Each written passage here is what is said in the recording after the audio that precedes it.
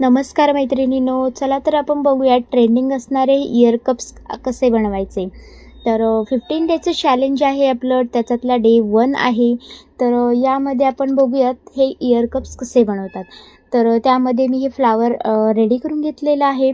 आपल्याला आता बेस बनवायचा आहे, त्यासाठी 20 गेजची वायर घेतलेली आहे. तर सगळ्यात इम्पॉर्टंट गोष्ट असते इयर कप्स बनवताना, ती म्हणजे बेस. तुम्ही असं डायरेक्टही बनवू शकता, पण बेस जर तुमचं असेल तर तुमची फिनिशिंगही छान दिसते आणि एकदम इयर कप्स एकदम परफेक्ट बनले जातात. तर तुम्ही बघून घ्या की अशा पद्धतीने मी बेस बनवलेला आहे.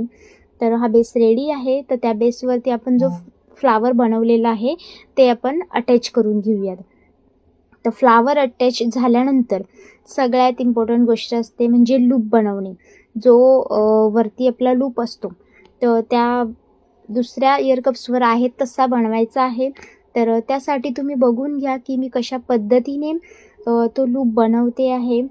तर हा लूप हलू नये. आपण जेव्हा हा लूप बनवतो तर खूप वेळेला असं होतं की तो टर्न होतो, तर तो होऊ नये म्हणून त्यासाठी मी एक ट्रिक सांगितलेली आहे.